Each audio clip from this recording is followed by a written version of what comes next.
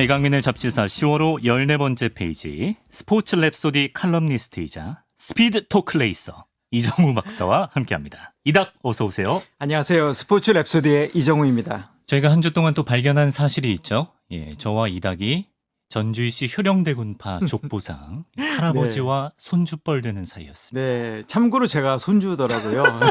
제가 할아버지입니다. 네네. 예. 제가 그동안 투머치 토크라고 막 면박드리고 그랬는데 뭐 이제는 뭐 입을 땐 마를 땐 손주를 지켜보는 마음으로 다 받아들일 수 있을 것 같습니다. 환영하고요. 예. 감사합니다. 자, 오늘 대학 라이벌전 얘기를 준비하셨다고 들었어요. 네, 맞습니다. 근데 오늘의 주제를 좀 더 깊숙하게 말하기 전에 혹시 제가 질문 하나만 드려도 될까요? 할아버지께. 네네. 예. 네, 18세기 영국에는 산업혁명이 있었습니다. 아, 그렇죠. 네, 그럼 혹시 19세기 영국에는 어떤 혁명이 있었는지 아시는지 궁금해서 제가 질문을 한번 드려보겠습니다. 산업혁명 이후에 영국의 19세기에는 어떤 19세기에. 혁명이 있었냐? 모르겠는데요. 그렇죠. 네. 많이들 모르는 얘기인데요. 네. 19세기 영국에는 레저 혁명이 있었습니다. 레저 혁명. 레저 혁명이요. 예. 사실 레저 혁명이란 말은 그렇게 많이 알려진 말은 아닙니다. 네. 이 말은 1990년대 총리였던 보수당의 영국 총리였던 존 메이저시가 한 말인데요. 그분이 왜 이런 말을 했냐면요. 네. 축구나 골프나 테니스나 럭비나 배드민턴이나 복싱이나 굉장히 많은 현대 스포츠가 19세기 영국에서 만들어졌거나 아니면 체계화됐습니다. 그래서 거기에서 나온 표현입니다. 레저 혁명이라는 말은요. 예. 더군다나 스포츠맨십과 그 페어 플레이의 개념이 네. 명확하게 규정으로 성문화된 곳이 영국이 최초라고 하고요. 페어플레이가. 네네. 학교 교과 과정에 그 체육이 스포츠가 교육적 도구로 쓰인 곳도 영국이 최초라고 합니다. 네, 그래서 2차 대전 이후에 다들 아시다시피 영국은 이제 패권국의 자리에서 내려오지만 네. 아직도 영국이 큰 그 위치를 차지하고 스포츠 있는 쪽에서는. 분야가 있는데 그 분야가 바로 스포츠입니다. 예. 네. 또 이제 존 메이저 총리분이 이분이 1990년서부터 97년까지 총리를 하셨는데요. 이분이 영국 스포츠 특히 엘리트 스포츠 발전에도 기여를 많이 하셨습니다.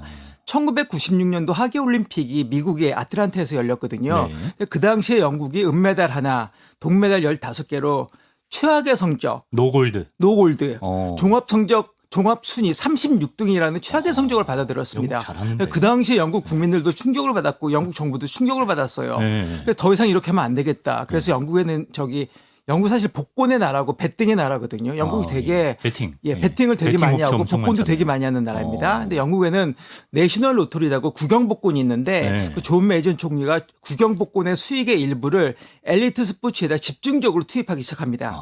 그래서 그것이 계속 이제 효과를 발휘하다가 본격적으로 네. 그게 효과 발휘하는 시기가 2008년도 베이징 베이징. 하계올림픽을 계기로 영국이 다시 한번 하계올림픽에 새로운 강자로 등극을 하게 되는 거거든요. 그렇군요. 실제로 요새 이제 하계올림픽 순위를 보면 네. 미국, 중국 그리고 영국이 3강이더라고요. 영국이 2등을 할 때도 있고 3등 할 때도 있고 러시아를 지금 제쳤습니다. 예전엔 러시아였잖아요, 진짜. 그렇죠. 예전에는 뭐 러시아가 뭐, 소련, 그렇죠. 예전에 미국이랑 소련 시절. 자원을 그렇죠. 가졌는데. 근데 지금 러시아가 4등, 5등으로 떨어져 나갔고요. 근데 그게 복권 수익을 토대로 지원을 해줘서 나라에서. 96년도서부터 네.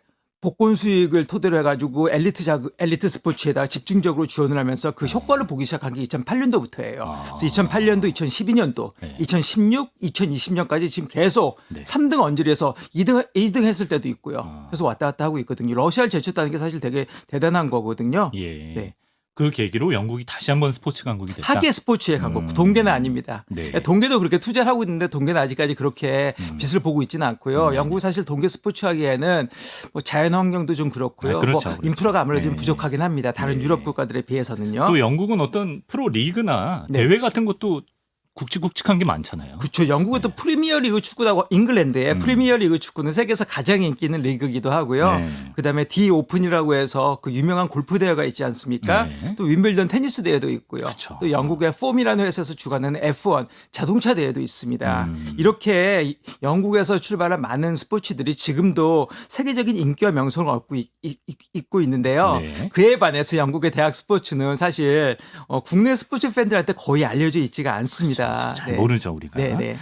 근데 이제 영어의 바시티 매치라고 해서 네네. 대학 라이벌 간의 스포츠 경기를 뜻하는 표현이 있다면서요? 네, 맞습니다. 바시티 매치라는 표현이 있는데 사실 이 표현의 유래도 오랜 라이벌이었던 옥스퍼드와 캠브리지 대학의 스포츠 이벤트에서 유래한 말입니다. 옥스포드 캠브리지. 네, 너무 옥스퍼드 유명하죠. 캠브리지요. 예. 그래서 오늘 말씀드린 주제도 세계에서 가장 오래된 대학 스포츠 라이벌전이 되겠습니다. 아, 그게 네. 옥스포드 캠브리지 네네. 라이벌전인 거죠? 네네. 아, 제가 알기로는 그 옥스포드 캠브리지의 경쟁 구도가 미국에 건너가서 네. 또 그 유명한 하버드와 예일의 경쟁 구도를 네, 만들었다. 하버드하고 예일의 경쟁 구도로 가기도 했고요. 네. 또 육군사관학교와 해군사관학교의 또 경쟁 구도로 가기도 했다고 하더라고요. 예.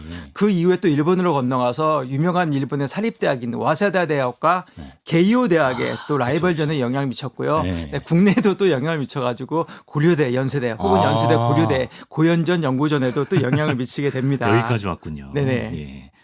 아, 그럼 옥스포드 캠브리지 대학은 우리 뭐 연고전, 고연전은 5종목인데 네. 얘네는 뭐 합니까? 훨씬 더 많은 종목을 하는데요. 네. 그 보트 레이스를 가장 중점적으로 하는데 그게 조정 경기를 얘기하는 거거든요. 조정. 조정 경기를 하고요. 예. 크리켓, 폴로, 하키, 럭비, 뭐 골프, 테니스, 농구 등 상당히 여러 종목의 경기가 열리고요. 예. 이 모든 경기의 승패를 종합해서 매년 두 대학 간의 바시티 매치의 승자를 가린다고 합니다. 네. 근데 여러 가지 종목을 하는데 그 중에서 가장 유명한 게 세 종목이거든요. 네네. 그 세 종목이 보트레이스, 조정 경기하고 예. 럭비 유니언하고 럭비 리그입니다.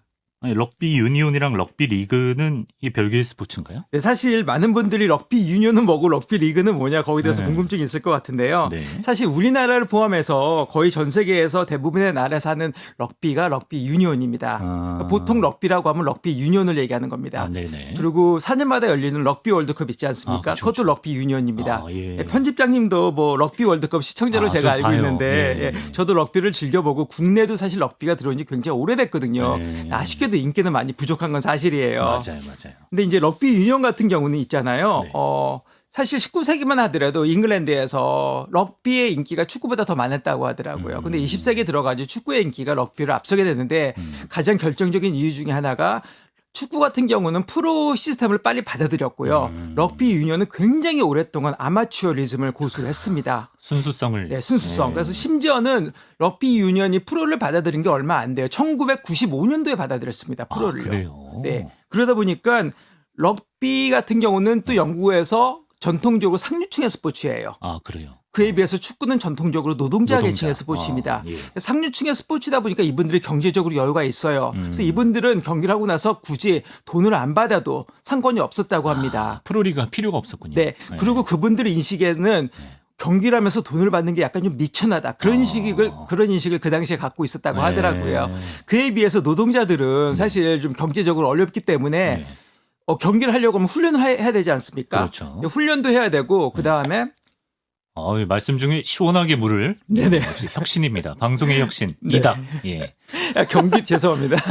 아주 편하게 네네네. 하세요. 예. 경기도 훈련도 해야 되고 경기에 나가려고 하다 뭔가 보상이 있어야 돼. 이분들은 경제적으로 어렵기 때문에요. 네네. 특히 더군다나 럭비 같은 경우는 굉장히 거친 스포츠잖아요. 그러다 보니까 경기를 하다 다치는 케이스가 많아요. 다치게 되면 이 노동자분들은 몇 주, 몇 달까지 일을 못해. 못할 수도 그렇죠, 있어요. 그렇죠. 네. 근데 그때 아무런 보상이 안 나오면 경제적으로 어렵기 때문에 먹고 살기가 힘듭니다. 그렇죠. 그래서 네. 결국은 프로페셔널리즘과 아마추어리즘의 갈등이 생기게 되는 거예요. 그래서 잉글랜드 북부의 노동자 계급을 중심으로 우리 이렇게는 도저히 안 되겠다. 우리도 돈이 필요하다. 네. 예, 우리는 상류층이 아니다. 네. 그런 인식이 생겨서 1895년도에 네. 럭비 유니언에서 럭비 리그가 파생돼서 나오게 됩니다. 아, 거기서 럭비 네. 리그가 나왔다. 네. 어. 그래서 럭비 리그는 보통 13인제로 구성이 되고요. 참고로 럭비 유니언은 15인제 아니면 7인제거든요. 럭비 월드컵은 15인제. 예, 그건 15인제인데 럭비가 원래 그 올림픽의 초창기엔 들어가 있었거든요. 네, 정식 네. 종목으로. 근데 계속 빠졌다가 네.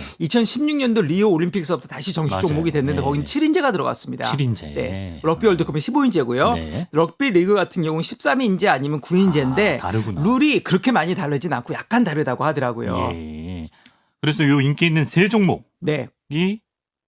가장 인기다. 그래서 조정과 이제 럭비 유니언, 럭비 리그. 네. 럭비 유니언, 럭비 리그, 보트레이스 주종인데요. 이 세 종목의 게임은 영국 TV를 통해서 영국 전역에 생중계가 됩니다.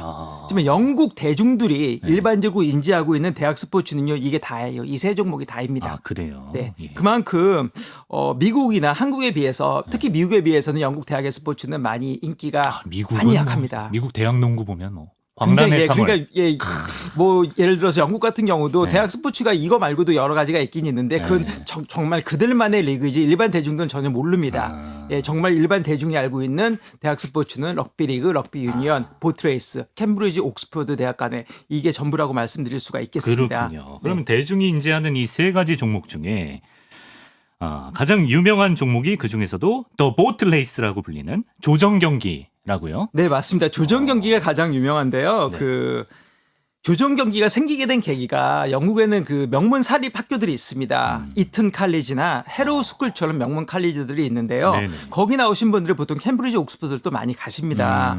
근데 헤로우 스쿨 출신의 두 친구가 각각 옥스퍼드하고 캠브리지로 진학을 했다고 하더라고요. 아, 예. 그래가지고 이들의 제안으로 보트레이스가 1829년에 거의 200년 맞죠? 200년 전이죠. 그렇죠, 그렇죠. 1829년에 와. 첫 선을 보이게 됐습니다. 예, 예. 근데 옥스퍼드 같은 경우는 그 짙은 블루의 노를 사용했고요. 예.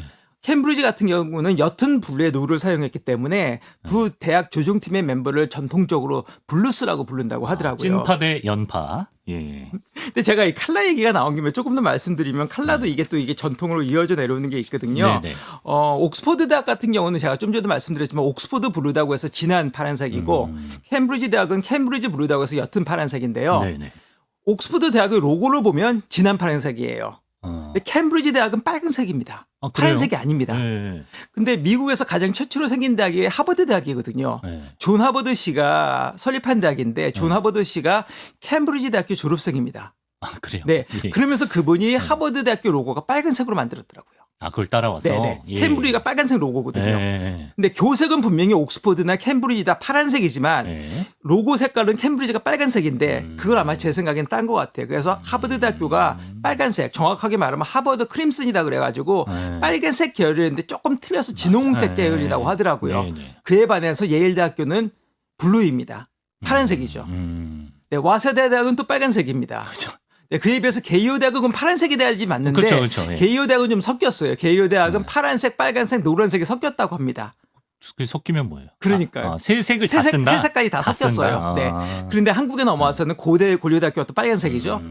연세대학교는 또 파란색이죠. 이런 식으로 칼라도 또 나름대로 이어져 오는 전통이 있습니다. 그러네요. 그게 네. 다 영국에서부터 이어져 네. 옵니다. 또 한 가지 새로운 점은 있잖아요. 네네. 영국에는 사실 사립대학이 거의 없습니다. 대부분이 다 공립대학이거든요. 그래서 옥스퍼드하고 캠브리지 대학도 공립대학입니다. 예. 네, 그에 비해서 하버드하고 예일은 사립대학이죠. 와세대하고 게이오도 사립대학이고 사립대학이고. 고려대하고 연세대도 사립대학입니다. 그러네. 그런 차이가 좀 있다고 말씀드리겠습니다. 영국에는 사립대학이 거의 없다. 예. 네, 그런 차이가 있네요. 자, 그러면 200년 전통을 가진 네. 이 엄청난 라이벌 경기. 네. 그 중에서도 가장 인기 있는 더 보트 레이스. 우리가 영상을 한번 보면서 네, 얘기를 알겠습니다. 나눠볼까요? 네. 자, 저희가 준비한 영상이 있는데 유튜브로 보시는 분들은 시청해주시면 되고 또 라디오로 들으시는 분들도 한번 들러주셔도 좋겠습니다. 저 장면이 지금 164회 더 보트 레이스 2018년에 열린 네네. 케임브리지 대 옥스포드의 경기라고 지금 거의 하는데 끝나가는 그러게 한 팀밖에 게임인 없네요. 것 같아요. 저기 노 색깔이 이 색깔 봐서는 옅은 블루색인 거 봐서 캠브리지가 지금 1등을 이겼고요. 이겼어요. 캠브리지가 이겼고요. 지금 물을 막 주먹으로 네네네, 쾅쾅 맞습니다. 치면서 지금 그리고 좋아하고 옥스포드 있어요. 대학이 예. 지금 이제 들어오는 지금 이제 거군요. 들어오고 2등으로 있습니다. 들어와서 2등으로 들어온 겁니다. 저기는 이제 분위기. 근데 너무 멋있네요. 일단 그림이. 네, 그렇죠. 그림이 멋있어요. 이 보트레이스가 1, 2차 세계대전 기간에는 열리지가 못했어요. 다른 문 열렸겠죠. 그리고 코로나 팬데믹으로 인해서 2020년도에도 한 해는 못 열렸다고 합니다. 네. 1856년부터 현재까지 매년 열리고 있습니다. 상대 전적은 어떻게 돼요? 네, 상대 전적이 그 사실 193년이라는 역사를 갖고 있는데 네. 1829년에 시작을 해가지고 그때 매년 한 게 아니라 매년 시작하게 된 거는 1856년부터 시작을 했기 때문에 총 여태까지 167번의 경기가 열렸다고 합니다. 그중 캠브리지가 85승을 거두었고요. 옥스퍼드가 81승. 근데 라이벌 캠브리지가 같네. 야슬아슬하게 앞서고 그러네요. 있습니다. 예. 또 재밌는 것은 한 분의 무승부도 있었다고 합니다. 조정 경기에서. 조정에 무승부가 있을 수 있나요? 네. 1877년도에 그러니까 굉장히 옛날이죠. 네. 1877년에 열린 레이스는 너무나 치열해서 네.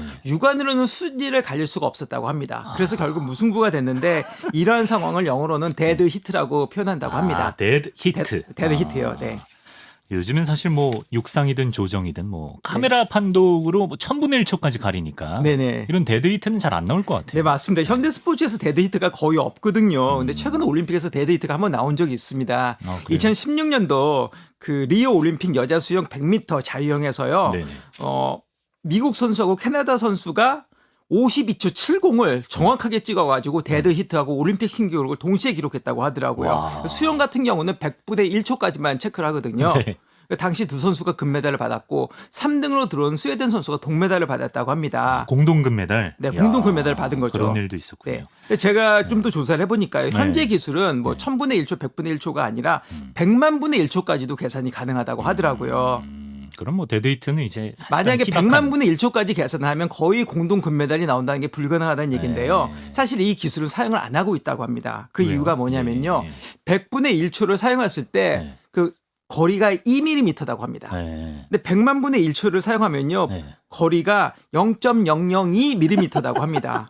근데 수영장을 건축하는 데 있어서 예. 그 발생하는 레인별로 미세하게 차이가 있다고 합니다.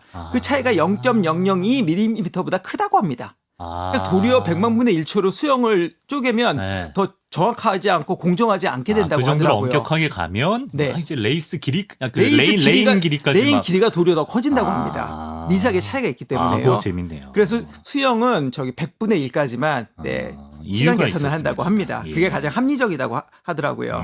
네. 그렇군요. 그럼 지금까지 말씀하신 보트 레이스는 남자 선수들의 경기였던 것 같고, 그럼 여자 선수들의 경기도 열리나요? 네, 여자 선수들의 보트 레이스는 조금 늦게 시작을 했는데요. 그래도 네. 상당히 거의 한 100년 전이에요. 100년 전. 1927년에 시작됐다고 하고요. 1964년부터 매년 열리고 있습니다. 네네. 네, 역대 전적은 캠브리지가 좀 많이 앞서고 있는데요. 캠브리지가 46승, 옥스포드가 30승. 그래서 남녀 모두 네. 남자는 약간 앞서고 있고 여자는 압도적으로 나름대로 압도적으로 캠브리지가 지금 앞서고 있습니다. 아까 네. 우리 영상에서도 케임브리지가 이겼었죠. 네네. 네. 제가 왜 여자 선수들 경기 얘기를 네. 여쭤봤냐면 그동안 코로나 시국에 우리도 연고전이 못 열리다가 네네. 이제 다음 주에 3년 만에 개최가 됩니다. 네, 그렇다고 저도 참고로 들었습니다. 올해는 짝수이기 때문에 정식 명칭이 연고전이라고 아, 네. 합니다. 연고전이 열리는데 네네. 근데 이번에 연고전 사상 처음으로 여자 선수들 경기가 또 생겼다고 하더라고요. 네, 연고전도 고연전도 98년의 역사를 가지고 있다고 하더라고요.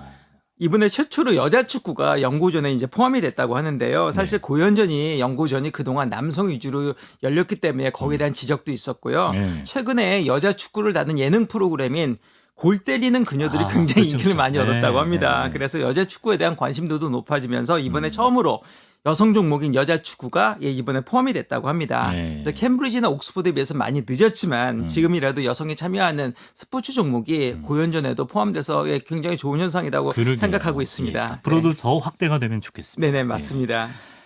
아 그리고 스포츠 역사에서 이제 회자가 되는 네. 뭐 유명한 중계 멘트가 덜어 있습니다. 네, 가령 뭐 맞습니다. 송재익 캐스터의 그 유명한 후지산이 무너집니다. 뭐 이런 멘트가 있잖아요. 네네. 네, 케임브리지 옥스포드 그 보트 레이스에도 이런 전설의 멘트가 있다고요? 네, 지금까지도 회자되는 정말 유명한 멘트가 있는데요. 네. 1949년도 레이스를 중계를 그 당시에 BBC 라디오가 했다고 하는데요. 네. 당시 레이스 중 두 대학의 보트가 굉장히 엎치락 뒤치락했다고 합니다. 당시 캐스터였던 BBC의 존 스네이지라는 분이 중계를 하면서 이렇게 중계를 했다고 하더라고요. 네. 옥스퍼드가 앞선다. 아니 캠브리지가 앞선다. 계속 엎치락 뒤치락을 하니까요. 아, 예. 누군지 모르지만 옥스퍼드나 캠브리지 중 하나가 앞서고 있다.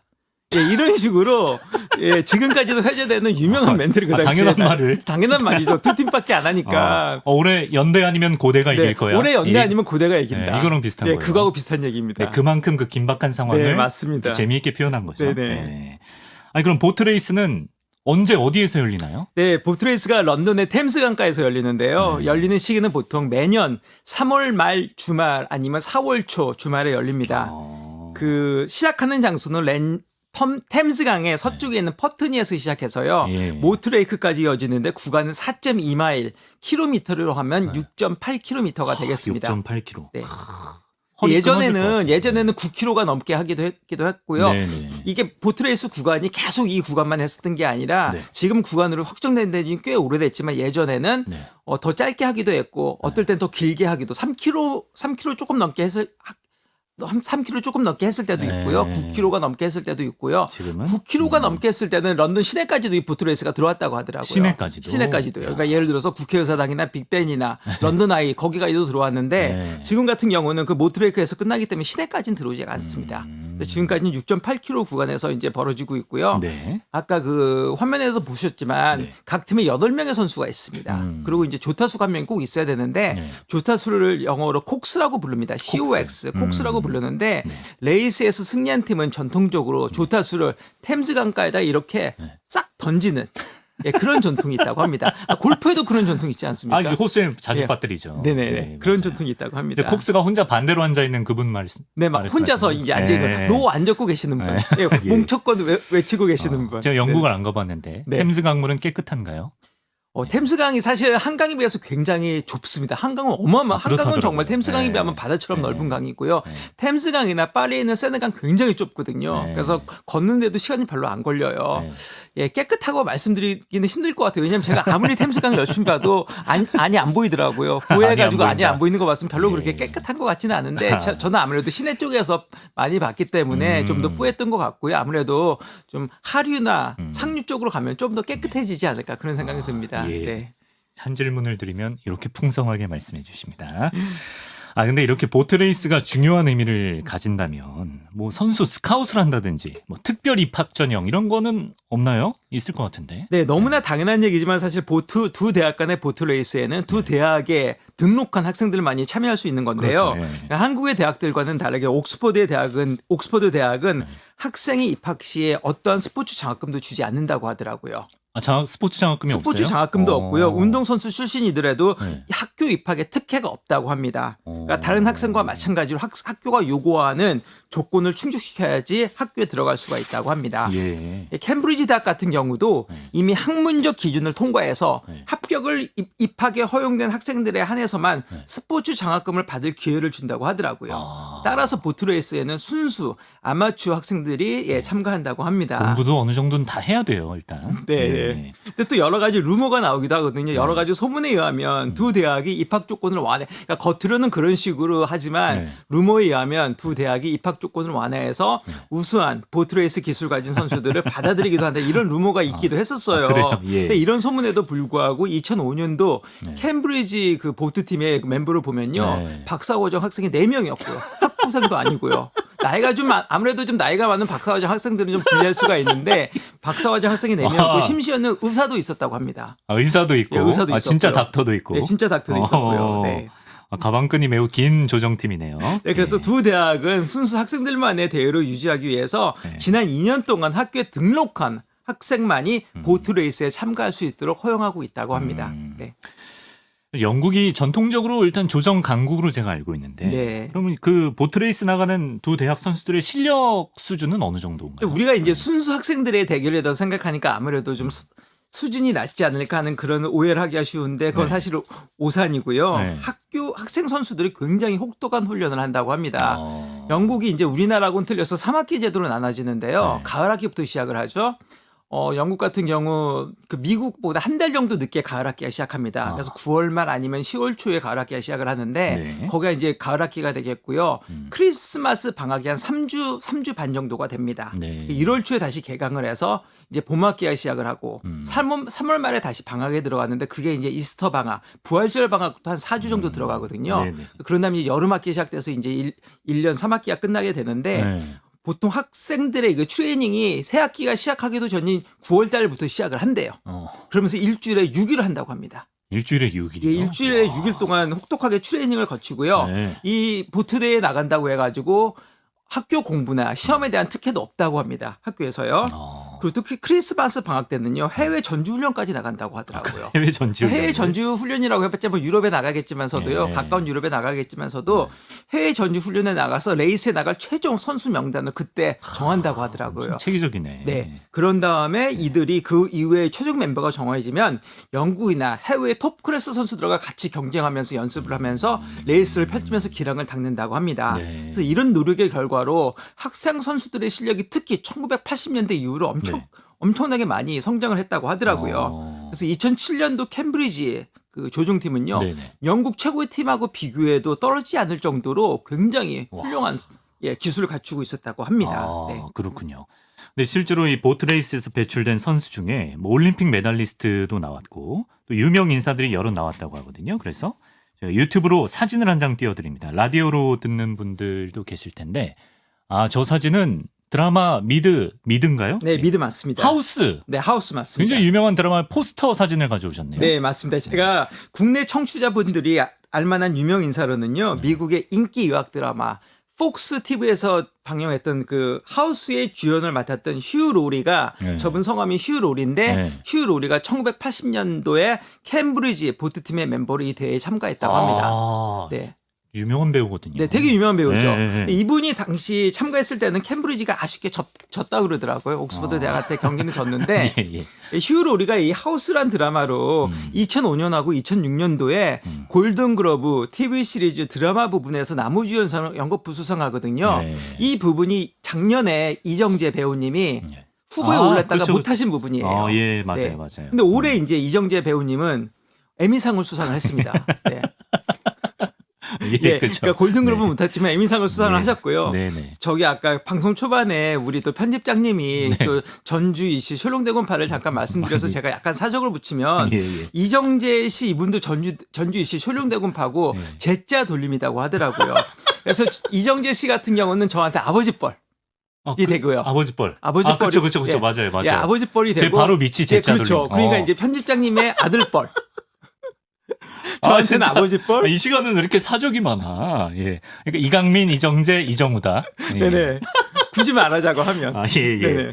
그래서 휴 로리도 어쨌든 간에 네. 예.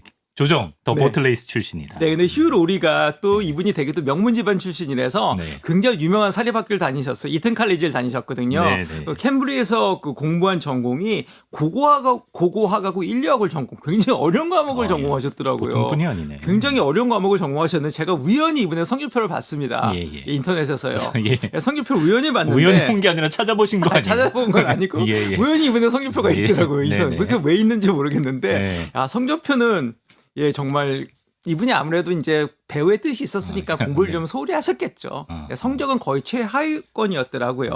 근데 제가 이 성적 나온 김에 조금만 더 부연 설명을 드리면 한국이나 미국은 GPA 시스템으로 나가지 않습니까? 그렇죠. 영국은 완전히 시스템이 다릅니다. 거기는 클래스 시스템으로 나갑니다. 그래서 퍼스트 클래스, 세컨드 클래스, 서드 클래스 이렇게 나가거든요. 그래서 영국 같은 경우는 우리나라는 100점, 90점 이상의 A잖아요. 80점 이상은 보통 B고요.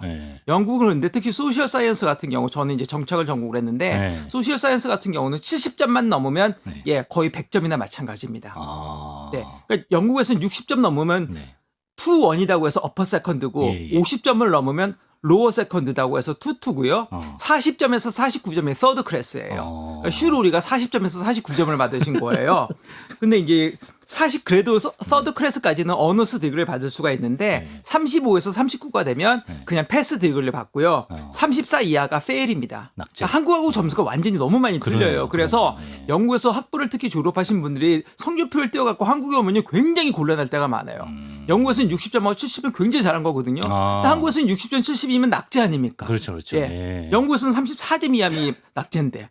그렇기 때문에 이 영국 학점에 대해서 많이 모르시는 분들이 오해하시는 분들이 근데 되게 얘기 많아요. 오늘 주제랑 전혀 상관없는 것 같은데 왜 하신 거예요? 이거는 그 슈로 우리가 서드 클래스에 받았다. 슈로 우리가 서드 클래스 제가 학부 때 성적은 더 좋았다. 물론 학교는 이분이 훨씬 더 좋은 데 나오셨지만 저는 학부 때 성적은 그래도 이분을 이겼다. 그래서 잠깐 말씀드렸습니다. 이당만의 유행어가 있어요. 제가 부연 설명을 드리자면, 제가 사족을 붙이자면, 제가 시간이 다 모자랄까 봐 오늘은 말씀 못 드리지만. 그런데 이렇게 또 사족을 붙여야지 또 재밌는 것 같아요. 네, 요즘에 또 몇 개 건집니다. 또 여러 가지 또 이제 엑스트라 인포메이션을 우리가 건질 수가 있기 때문에. 그럼요. 또 휴 로리의 또 아버지가 네네. 휴 로리 아직도 안 끝났어요? 휴 로리 아직 안 끝났습니다. 휴 로리의 아버지가 렌 네. 로리라고 해서 이분이 또 캠브리지 대학교 출신이시대요. 아. 이분은 또 의사 선생님이셨다고 합니다. 예. 근데 이분이 1948년도 런던 올림픽 때 조종으로 금메달을 따셨대요. 아, 올림픽에서? 올림픽에서요. 1948년도 조정 런던 집안이네. 올림픽. 그러니까 이 집안이 캠브리지 집안에다가 명문 집안에다가 조정 집안입니다. 아, 네. 휴 로리. 휴 로리, 렌 로리. 예. 네. 몇 년 전에 뭐 무한도전 프로그램에서 네네. 조정 특집할 때 잠깐 반짝한 적은 있었지만 사실 우리나라는 그렇게 조정이 인기 종목이 아닌데. 네, 맞습니다. 네. 근데 영국에서는 요 전통의 두 대학이 특히 조정 경기에 집중하는 특별한 이유가 있을까요? 네, 영국에서 인기 종목이고 또 영국의 메달 박스인 종목이기도 합니다. 올림픽에서요. 네. 네, 조정 경기는 사실 굉장히 힘든 운동입니다. 그래서 육체적으로 아니면 정신적으로 힘든 상황에서 동료들과 호흡이 맞지 않으면 이길 수가 없는 종목이에요. 왜냐하면 누구는 열심히 놀아줬는데 누구는 젖는 신웅만 한다든지 네. 아니면 힘들면 잠깐 쉴 수도 있는 거거든요. 근데 그렇게 하면 이길 수가 없는 종목이거든요. 네. 동료들과 호흡이 맞아야 되고 누구는 열심히 잡고 누구는 조금은 쉬어가고 이렇게 하면 이길 수가 없는 종목이고 그러다 보니까 협동과 배려, 자기 희생이 어우러진 팀 스포츠의 정점이라고 합니다. 네. 자, 당시 그래서 세계 랭킹 1, 2등을 다투는 대회가 옥스퍼드하고 캠브리지 대학이었거든요. 그래서 수재들의 근육의 힘과 단결력을 기르는 시합만큼 네, 좋은 교육 현장이 없었다. 약간 그래서 목공체조랑 비슷한 목적이네요. 네, 맞습니다. 네. 그렇군요.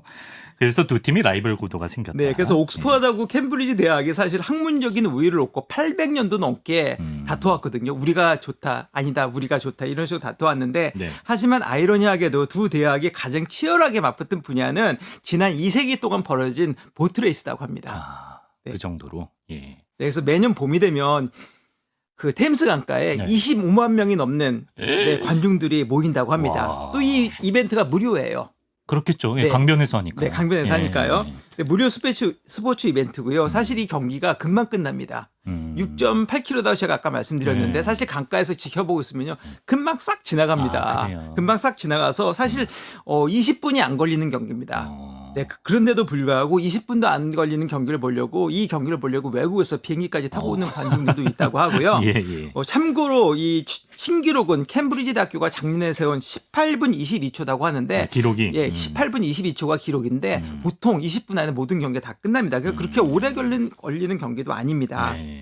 TV 시청까지 합치면요. 전 세계에서 2억 명이 넘는 사람들이 전 세계 2억 명이 이 경기를 지켜본다고 하고요. 예. 지구촌에 야외 아마추어 스포츠 가운데 단일 경기로는 가장 많은 관중이 지켜보는 경기가 또 옥스퍼드 대학과 캠브리지 대학의 보트 레이스라고 합니다. 야외 아마추어 스포츠 중에 네. 최고 인기 종목이다. 네네. 예. 가장 많은 또 관중이 지켜보고요. 그럼 3, 4월에 영국 여행 계획 있으신 분들은 네. 특히 뭐 런던에 계실 거면 네. 한번 진짜 찾아가 보시는 것도 좋겠네요. 예, 3월 말이나 4월 초에 계신다고 하면 주말에 계신다고 하면 한번 찾아가서 보시는 것도 네. 그때 아마추어 정신으로 최선을 다한 선수들의 축제가 네. 또 그걸 축하하기 위한 관중들이 모인 축제가 템스 강가에서 벌어지니까 네. 3월 말 4월 초 런던 템스 강가에 계신 분들은 한번 찾아가 보는 것도 굉장히 좋은 경험이 될 것 같습니다. 엄청 멋있을 것 같습니다. 네. 예.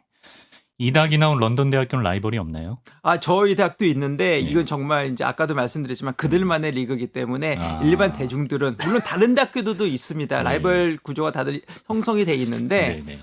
아무래도 제가 아까도 말씀드렸지만 영국 일반 대중이 알고 있는 그 스포츠 경기는 옥스퍼드, 캠브리지의 그렇죠. 그 예. 여러 가지 종목 중에서도 보트레이스, 럭비 유니언, 럭비 리그가 유일하고요. 다른 종목들은 정말 자기들만이 리그다. 알아서 하는 예. 리그입니다. 네. 궁금해서 여쭤봤습니다. 네네. 이닥과 함께했습니다. 오늘도 잡다한 스포츠 지식 재밌게 잘 들었습니다. 고맙습니다. 감사합니다.